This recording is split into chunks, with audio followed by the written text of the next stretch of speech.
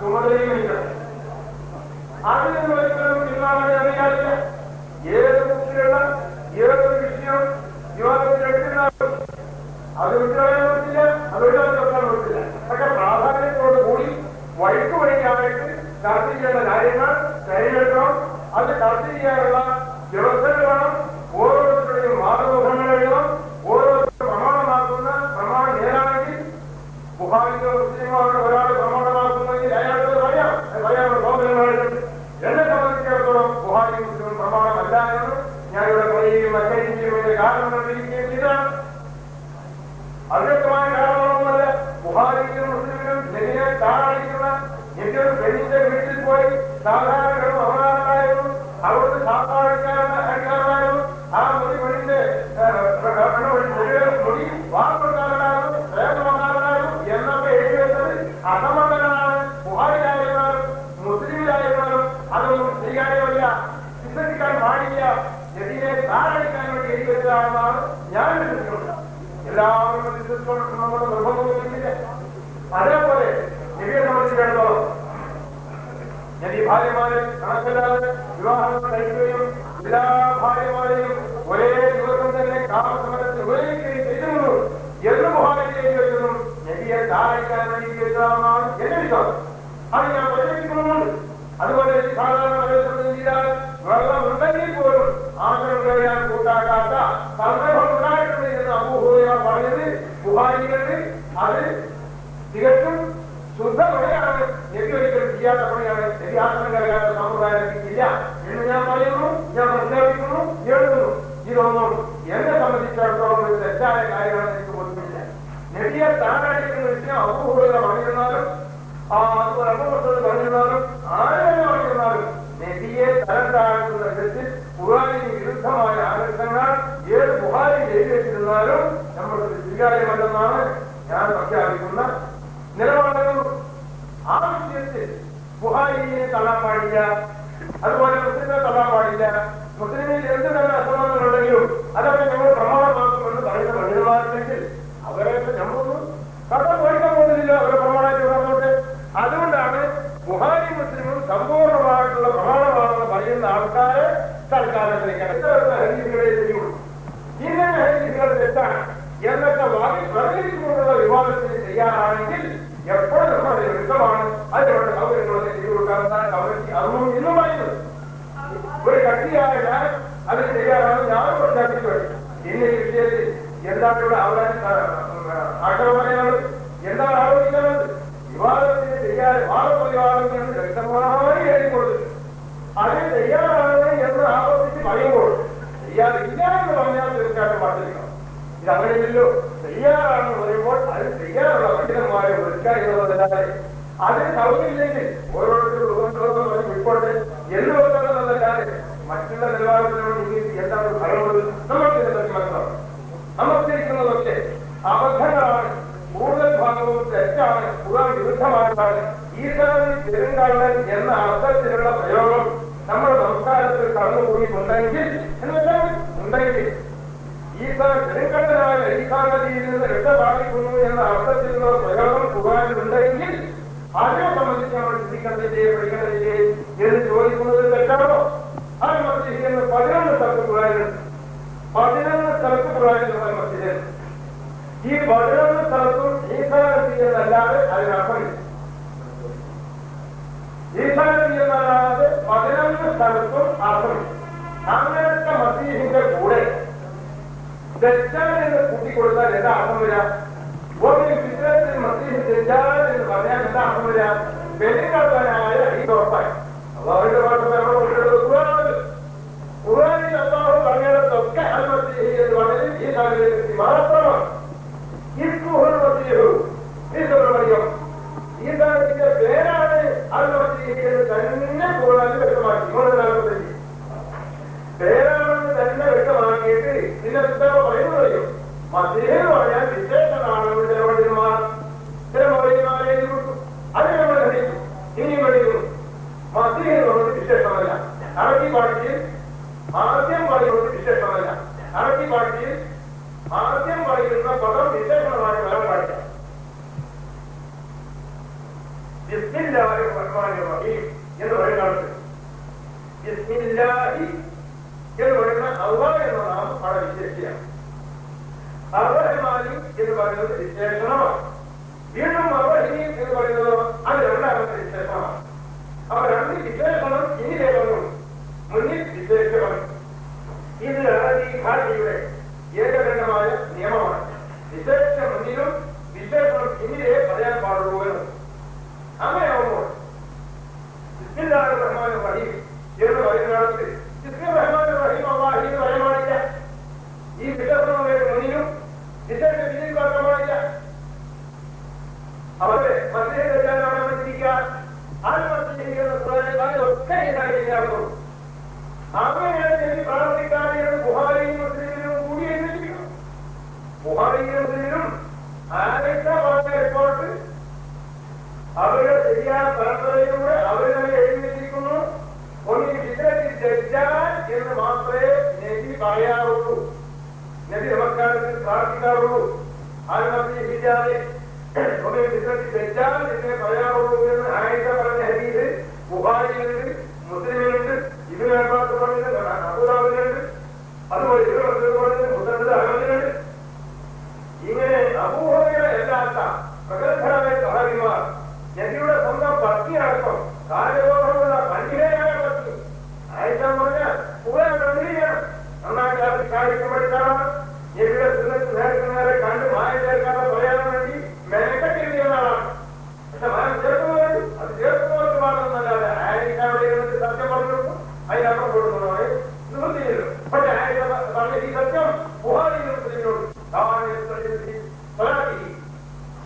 നബിയുടെ നമസ്കാരത്തിൽ നിത്യാചിരുന്ന ഒരു നിത്യോഗ്യം ദജ്ജാലിൽ നിന്നായിരുന്നു, ദജ്ജാലിൽ നിന്നല്ല. ദജ്ജാലിൽ നിന്ന് ശരണം പ്രാപിക്കുന്ന അങ്ങനെ ഒരു പ്രാർത്ഥന നബിയിൽ നിന്ന് ഞാൻ കേട്ടിട്ടുണ്ട്. അബൂ ഹുറൈറ ദജ്ജാല് മദീനത്തെ പഠിപ്പിക്കുമ്പോഴാണ് ആയിഷ പറഞ്ഞത്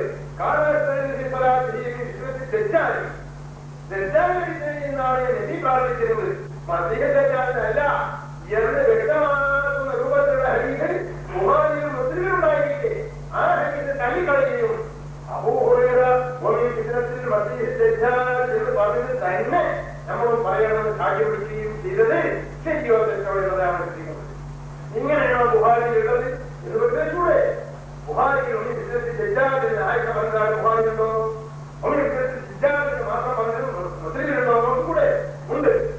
പക്ഷെ അബൂ ഹുറൈറയുടെ ആൾക്കാർ ശിഷ്യന്മാർ കൂടിയിട്ട് അതേ ആയിഷന്റെ പേരിൽ പോലും പിൽക്കാലത്ത് മസീഹ് ദജ്ജാൽ കെട്ടിയുണ്ടാക്കി. അത് പറഞ്ഞേ സത്യം പറഞ്ഞ ആയിഷയുടെ പേരിൽ പിന്നെ നുണ പറഞ്ഞ് കെട്ടിയുണ്ടാക്കി എന്ന് പറഞ്ഞാൽ ആ സത്യാഭിലേക്ക് ഈ നുണ എല്ലാം ജീവിക്കണം. ഏതായാലും ദജ്ജാലിന്റെ ഗൗരവം നമ്മൾക്ക് മനസ്സിലാവണമെങ്കിൽ നമ്മളുടേതായ ആദ്യത്തിലേക്ക് മുഹമ്മദ് മറ്റുള്ള പ്രവാചകന്മാരെ നമ്മൾ സമ്മതിക്കണം. എന്നിരുന്നാൽ നമ്മൾക്ക് നേരിട്ട് നൽകിയ മുഹമ്മദ് ആ മുഹമ്മദ് എന്ന് പറഞ്ഞ ബുഖാരി എത്ര സ്ഥലത്തെ പറഞ്ഞുള്ളൂ? 4 സ്ഥലത്തെ ബുഖാരി പറഞ്ഞുള്ളൂ. പറഞ്ഞുള്ളതിന് മോചനം നല്ല പറഞ്ഞത് മുഹമ്മദിന്റെ പേര് ബുഖാരി 4 സ്ഥലത്തെ പറയേണ്ടി വന്നിട്ടുള്ളൂ. അങ്ങനെ പറഞ്ഞു. ഈ 4 സ്ഥലത്ത് മുഹമ്മദ് എന്ന് പറഞ്ഞാൽ ആ മുഹമ്മദിന്റെ കൂടെ ഒരു ദജ്ജാലിനെ കൂട്ടിച്ചേർത്താൽ ആരും കൂട്ടിച്ചേർത്താൽ നമ്മളുള്ളൂ. ഒരു ചിത്രത്തിൽ തെറ്റാൽ ഒരു ചിത്രത്തിൽ മുഹമ്മദ് തെറ്റാൽ എന്ന് പറഞ്ഞാൽ മറക്കൂ. ഇവിടെ പറഞ്ഞോട്ടെ ആ പുസ്തകങ്ങളുടെ കാര്യങ്ങൾ എഴുതിയിട്ടുണ്ട്. അത് ഇസ്ലാംകാരുടെ 5-ാം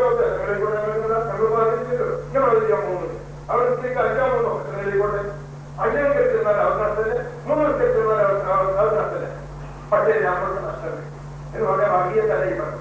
നമ്മൾക്ക് നഷ്ടം അവര് അള്ളാഹു പറഞ്ഞ 1 നേരോ 2 നേരോ 3 നേരോ മാത്രം പ്രാർത്ഥിച്ചിട്ട് അതിനു വേണ്ടി അമ്പലത്തിലും കഞ്ഞിക്കയിലും പോകാതെ മര്യാദക്കൊക്കെ ഒരാഴ്ചകളിൽ ചിന്തകൾ പോയിട്ട് ബാക്കിയുള്ള സമയം അധ്വാനിച്ച് ഇവിടെ ഈ ലോകത്ത് വേണ്ട സമാജങ്ങൾക്കൊക്കെ വേണ്ടി പ്രവർത്തിക്കുമ്പോൾ നമ്മൾക്ക് പണി ഇവിടെ അധ്വാനിക്കലുമല്ല, ഗവേഷണം നടത്തലുമല്ല, ശാസ്ത്രം പഠിപ്പിക്കലുമല്ല, വിദ്യാഭ്യാസ സ്ഥാപനം ഉണ്ടാക്കലുമില്ല. നമുക്ക് പഠിപ്പിച്ചിരിക്കുക. അപ്പൊ നമ്മൾക്ക് ആഗ്രഹം പഠിപ്പിക്കുക. ഇത് വേണോ മറ്റുള്ളവർ അധ്വാനിക്കും പോലെ അമുസ്ലിം സുഹൃത്തുക്കൾ ഇവിടെ കാര്യമായ വ്യവസായങ്ങൾ പ്രവർത്തിക്കുന്നു, അത് പ്രവർത്തിപ്പിക്കുന്നു. അതുകൊണ്ട് ഈ മനുഷ്യ ലോകത്തിന്റെ ആഗമനം വളരെ ഉപകരണങ്ങൾ സൗകര്യങ്ങൾ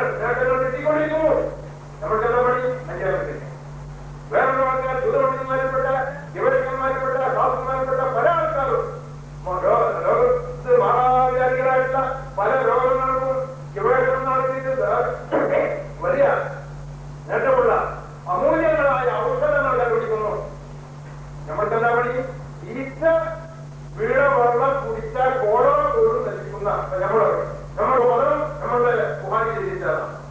ഈച്ച വീണ വെള്ളം ഈച്ചയിലേക്ക് മുക്കിയിട്ട് ആ വെള്ളം കുടിച്ചാൽ തന്നെ കോളറ അടക്കം നശിക്കാൻ സമാധാനം മാറി കിട്ടാൻ സാധിക്കുന്നില്ല.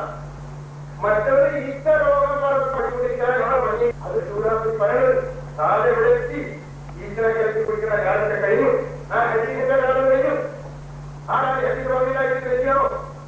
ഈച്ച വന്നിരുന്നാലല്ല ഇവിടെ വന്നുപോയില്ലേ ഇന്ന് വന്ന് വീടാണ് എടുത്തില്ല ഒന്ന് മുഖ്യം ഒരു കഷ്ടം അപ്പോൾ കൂടി അങ്ങനത്തെ വൃത്തികെട്ട പണി നമ്മളെ കൊണ്ട് ജീവിപ്പിക്കുന്ന ഗുഹാരിയെ അരിഞ്ഞെടുത്തിട്ടാണ്. എല്ലാവരും ചെയ്യണ്ടാവുക എല്ലാവരും ചെയ്യില്ല. പക്ഷേ ഈ ഇങ്ങനത്തെ പണികളൊക്കെ ചെയ്യുന്നത് എഴുതിയിട്ടുള്ള ഈ ഗുഹാരി ഈ ഗുഹാരിക്ക് പറ്റാത്ത ഒരു നിവേദകനാണ് ആ പരമ്പരയിലുള്ളത്. ഗുഹാരി ഒഴിവാക്കിയിരുന്ന തലി കളഞ്ഞിരുന്ന ഒരാളെയാണ് ഈച്ച ഹരിക്കുന്നതിന് മുമ്പ് ആരെ പറഞ്ഞത് ഞമ്മളെ പറഞ്ഞത് നെഗിത് പറയുന്നതാവുന്ന ഈച്ച നെഗി നിശ്ചയിക്കുന്ന അവസരത്തിൽ അള്ളാഹ് വരുന്നത് നെഗി പറയോ ഒന്ന് കരവോട് ബുദ്ധിയുണ്ടല്ലോ ആർക്കെങ്കിലും ആകാൻ പഠിക്കായുള്ളൂ. ബുദ്ധി നമ്മളെ ഈ അർക്കപ്പതല്ലേ അത്ര ചെയ്യും എത്തി അവകാശം മുന്നിലിരുന്നത് പറയും പറയാം. അത് ചൂടെ പറഞ്ഞതാണ്. അവകാശം കൊണ്ടിരുന്നത് എങ്ങനെ പറയാം? അള്ളാഹുവിന് അറിയില്ല. അള്ളാഹുവിന് എനിക്ക് ഉണ്ടായിട്ടല്ല എനിക്ക് സംരക്ഷണം തന്നെ എന്നൊക്കെ എനിക്ക് പറയാം. അവകാശം കൊണ്ടിരുന്നത് എനിക്ക് പറയാം. അത്രയും അരികളിക്കും ജയലക്ഷ്മി അള്ളാഹോട് പ്രാർത്ഥിക്കാൻ പറഞ്ഞ പറയാം. ആ സമയം കഴിഞ്ഞില്ല. ഇവിടെ വിദ്യാലയത്തിലേക്ക് ആ സംസ്ഥാനത്തിന് ഇടയിൽ കൊണ്ടോ എനിക്ക് പറയാം. അവിടെ നെല്ലി പറഞ്ഞിട്ടില്ല നമ്മൾ പറയാം. നെല്ലി പറഞ്ഞിട്ടില്ല നമ്മൾ പറയാം. അങ്ങനെ വിളിക്കാൻ പാടില്ല. ഇസ്രായേൽ അധികാരങ്ങളൊക്കെ പറയണം. അവിടെ തോന്നിയാലൊന്നും പറയാൻ പാടില്ല, ചെയ്യാൻ പാടില്ല, പ്രവർത്തിക്കാൻ പാടില്ല. എല്ലായിടത്തും പക്ഷെ അതൊക്കെ കൂട്ടാണ്ടിരിക്കട്ടെ. വലിയൊരു പ്രത്യേക സ്ഥലമാണോ അള്ളാഹിനെ ആരാധിക്കാൻ വേണ്ടി ഉണ്ടാക്കിയ സ്ഥലത്ത് അത് അള്ളാഹ് കാണുന്ന ധാനം പ്രത്യേകം വേണമെന്ന് ഓർമ്മിച്ചിട്ട് പറയാം. ഒരാളും അതോട് പള്ളിയിൽ വെച്ച് നിങ്ങളെ പ്രാർത്ഥന ആരാധനയൊക്കെ നടന്നു പോകും. ഒരാളെ നിങ്ങൾ വിളിച്ചു പോയത് എന്നെ മാത്രമേ വിളിക്കാവുള്ളൂ.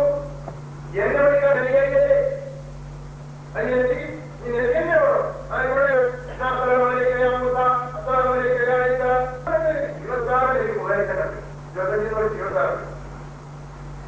അപ്പൊ ഇത്തരത്തിൽ നമ്മളെ കൊണ്ട് ജീവിക്കാം.